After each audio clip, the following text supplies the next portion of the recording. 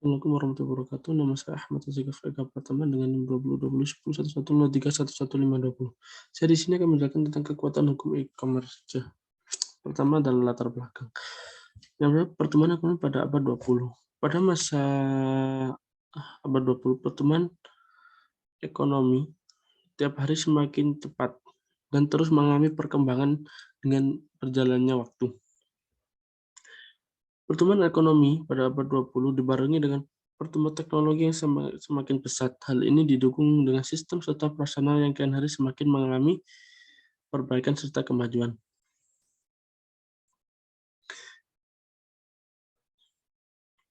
Pada masyarakat dunia, pada awalnya, kehadiran teknologi, terutama di bidang perekonomian, itu mengalami pasang surut. Namun, lambat laut dan saling bergantinya waktu, masyarakat dunia, gaya belanjanya atau gaya konsumsinya untuk melakukan perekonomian berganti, yang semula menjadi belanja di tempat-tempat atau gerai-gerai usaha menjadi belanja online. Pada abad 20 ini lahirnya sebuah gagasan baru atau ide baru tentang pertumbuhan ekonomi, yang mana dilatar belakangi oleh pertumbuhan teknologi juga, yaitu lahirnya e-commerce. Terutama di negara Indonesia, banyak sekali bermunculan e-commerce. Kita sebut saja Bukalapak, Shopee, Tokopedia, Lazada, dan masih banyak lagi e-commerce yang berkembang di Indonesia.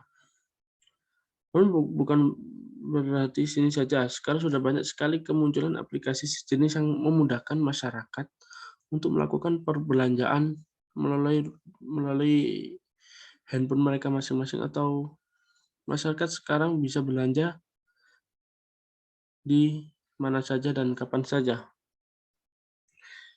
Hal ini sejalan dengan keinginan konsumen, yang mana mereka ingin belanja kebutuhan ekonomi di mana saja dan tidak ingin disulitkan dengan belanja ekonomi yang harus ke tempat penjualnya langsung. Namun sekarang dengan lahirnya e-commerce, pertumbuhan ekonomi bisa dilakukan di mana saja dan kapan saja. Namun, dalam transaksi e-commerce tentunya saja ada peraturan dan tata aturan yang ada, seperti dalam pasal 1457 KUHP Perdata maksudnya, yang mana jual beli adalah suatu perjanjian dengan mana pihak yang satu mengaitkan dirinya untuk menyarankan satu kebendaan dan pihak yang lain untuk membayar harga yang telah dijanjikan. Sedangkan menurut Abdul Qadir, perjanjian jual beli adalah perjanjian dengan mana penjual memindahkan atau setuju memindahkan hak milik atas barang kepada pembeli sebagai imbalan sejumlah uang yang disebut dengan harga. Yang kedua, kita masuk ke pembahasan e-commerce.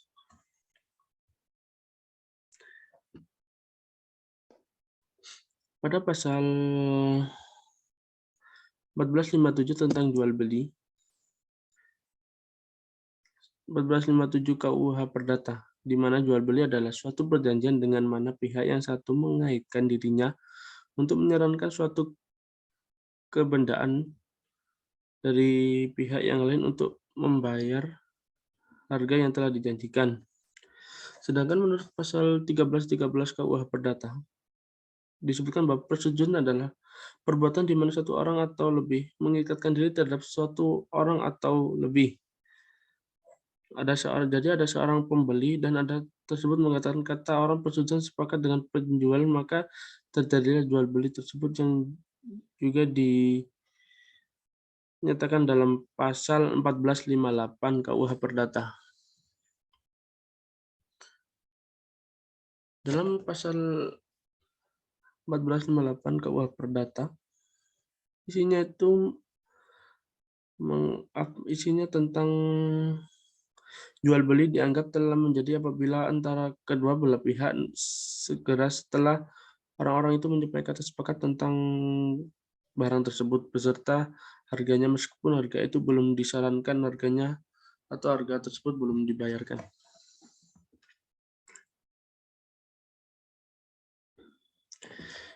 Dalam e-commerce tentunya ada tipe-tipe e-commerce yang pada umumnya. Menurut di sini ada dua pemikiran ahli hukum ekonomi dan bisnis, yaitu Chavinas dan Nadal dalam tesisnya menyebutkan ada dua macam-macam tipe e-commerce, antara lain transaksi melalui chatting atau video conference, dan kedua adalah seseorang melakukan transaksi dengan email atau semacam surat online. Di sini yang transaksi melalui chatting atau video conference adalah seseorang dalam menawarkan sesuatu dengan model dialog interaktif melalui internet seperti melalui telepon, chatting dilakukan melalui tulisan, sedangkan video conference dilakukan melalui media elektronik di mana orang dapat melihat gambar atau bisa mendengarkan orang-orang dengan contoh barang yang akan dijual. Yang kedua adalah seseorang melakukan transaksi dengan email. Sebelum melakukan transaksi dengan email, pembeli harus dipastikan mempunyai email.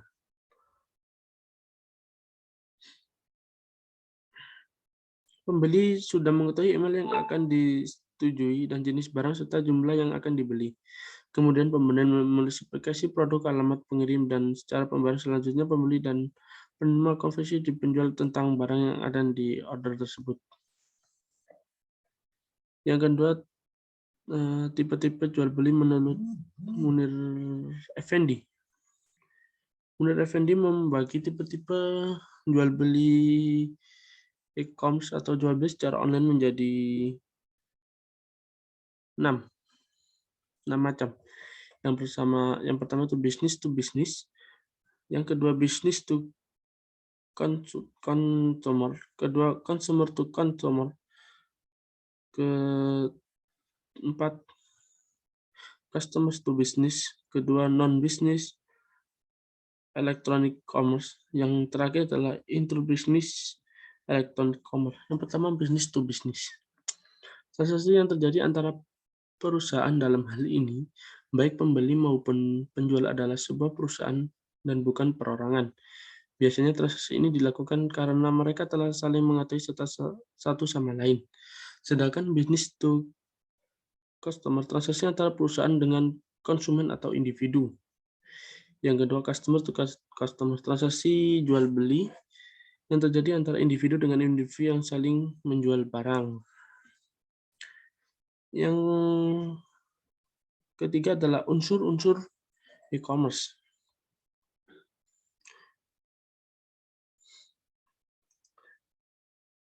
Unsur-unsur e-commerce itu bisa dikatakan ada 3. Yang pertama itu terdapat transaksi antara dua pihak atau lebih. Yang kedua ada pertukaran barang dan jasa. Yang ketiga adalah menggunakan internet sebagai medium utama untuk melakukan transaksi. Jadi di mana di sini e-commerce itu mengutamakan adanya internet dan telepon seluler atau sarana internet yang ada. Bila mana tidak ada internet, transaksi elektronik tidak bisa dilakukan. Yang kedua itu ada kekuatan hukum. Yang kedua, kekuatan hukum e-commerce. Perlindungan terhadap konsumen.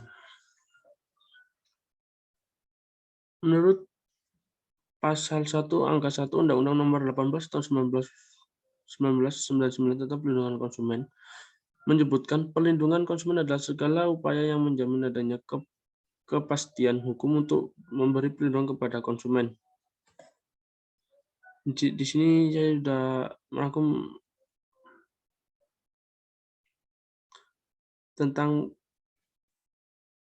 perlindungan konsumen yang seperti legalization, yaitu perlindungan hukum terhadap konsumen yang dilakukan pada saat sebelum terjadi transaksi dengan memberikan perlindungan kepada konsumen melalui peraturan perundang-undangan yang telah dibuat.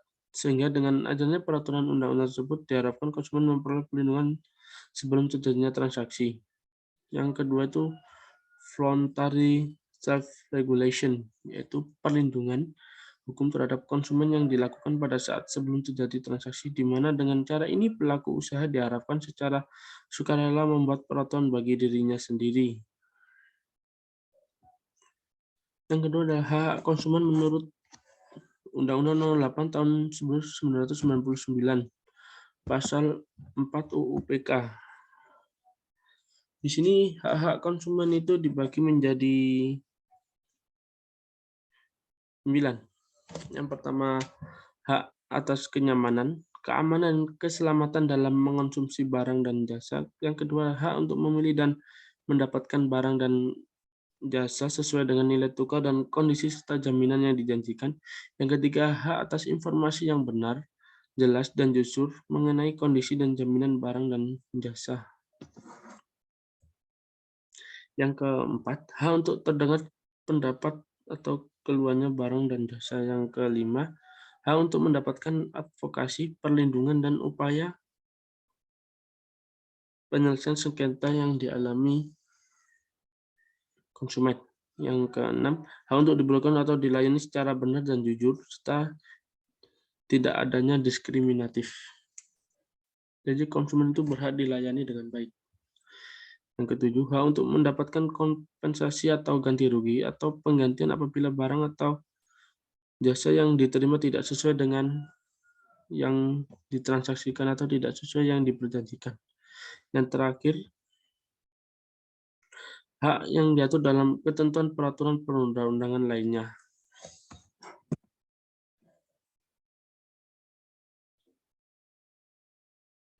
Sebelum adanya Undang-Undang 8 tahun 1999 tentang pada pasal 4 UU PK, pada tahun 1962 itu di Kongres Amerika, tepatnya di Presiden John F. Kennedy, itu menetapkan hak-hak konsumen yang terdiri dari 4 hak konsumen. Yang pertama itu hak memperoleh keamanan, hak untuk memilih, hak untuk mendapatkan informasi, dan hak untuk didengarkan. Jadi konsumen itu mempunyai hak didengarkan keluh kesahnya, atau konsumen itu berhak untuk didengarkan keluhan tentang barang yang akan dibeli atau mengkomplain barang yang akan dibeli oleh konsumen.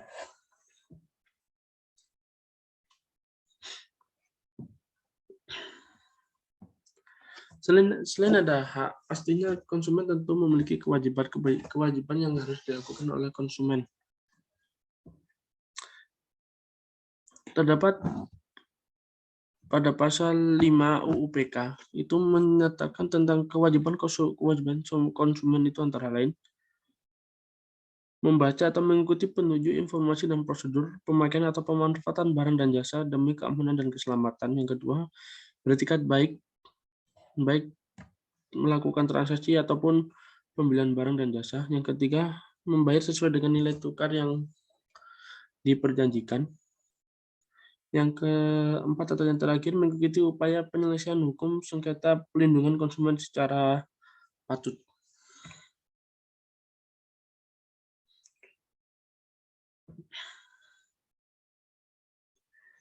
Di sini juga diterangkan tentang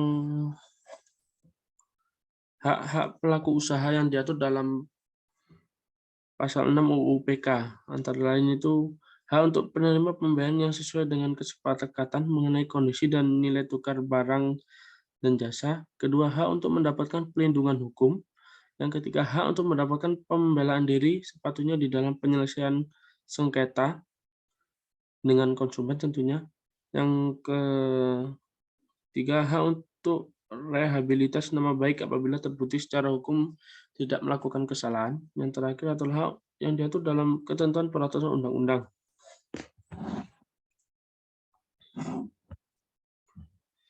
Di sini ada di dalam UU PK pasal 6 disebutkan hak.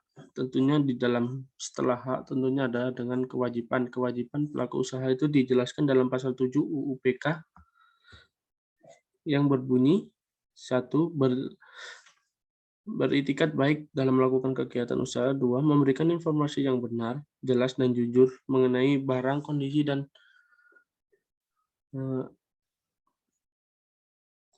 atau jasa yang akan diberikan kepada konsumen. Yang ketiga, memperlakukan atau melayani konsumen secara benar dan jujur serta tidak diskriminatif. Yang keempat, menjamin mutu barang atau jasa yang diproduksi atau diperdagangkan. Yang kelima, memberikan kesempatan kepada konsumen untuk menguji atau mencoba barang dan jasa tertentu. Yang terakhir, memberikan kompensasi ganti rugi dan atau return yang diterima oleh konsumen apabila barang dan jasa yang diterima tidak bermanfaat atau tidak sesuai dengan yang diperjanjikan.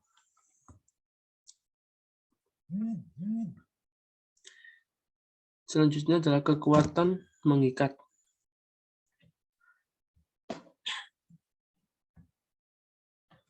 Kekuatan mengikat terdapat pada pasal 18 ayat 1 Undang-Undang Nomor 11 tahun 2008 tentang informasi dan transaksi elektronik, dan dijelaskan juga pada pasal 46 ayat 1 Peraturan Presiden Nomor 82 tahun 2012 tentang penyelenggaraan sistem transaksi elektronik yang dilakukan oleh para pihak memberi akibat hukum kepada para pihak konsumen. Yang kedua, pasal 12 Undang-Undang ITE dan Undang-Undang Nomor 11 tahun 2008 di sini tentang penggunaan tanda tangan elektronik. Pasal tersebut mengatur tentang transaksi elektronik terutama pada perjanjian-perjanjian elektronik, yang mana di dalam perjanjian tersebut mengatur tentang informasi dokumen, transaksi elektronik, dan tanda tangan elektronik. Semua peraturan itu ada di pasal 12 Undang-Undang ITE. Yang terakhir adalah kesimpulan. Saya menyimpulkan, pertumbuhan dan perkembangan teknologi internet menjadi salah satu alat yang digunakan untuk berbagai keperluan masyarakat, khususnya dalam transaksi jual beli secara e-commerce. E-commerce dapat melibatkan transfer dan elektronik, pertukaran data elektronik, dan sistem manajemen inventory otomatis, dan sistem pengumpulan data secara otomatis. Meskipun e-commerce menjadi primadona bagi konsumen di era teknologi, namun diperlakunya adanya pengaturan dari pemerintah berupa peraturan hukum supaya kegiatan e-commerce atau perdagangan e-commerce tidak disalahgunakan oleh orang-orang tertentu.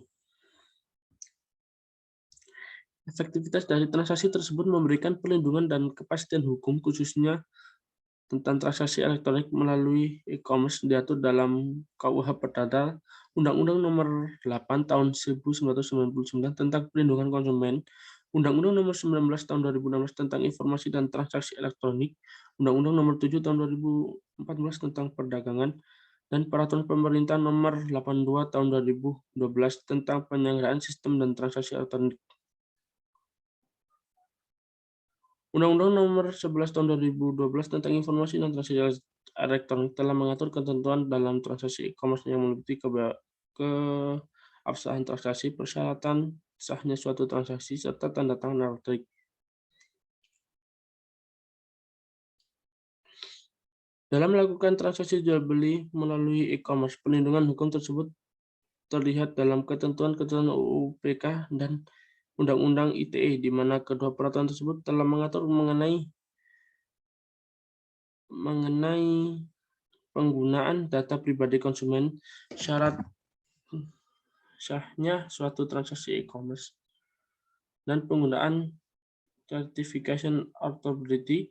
Penyelesaian sengketa dalam transaksi dapat dilakukan melalui dua cara, yaitu secara non-litigasi dan litigasi. Sekian presentasi singkat. Bila mana ada kesalahan dan penjelasan yang kurang jelas, saya mohon maaf yang sebesar-besarnya. Assalamualaikum warahmatullahi wabarakatuh.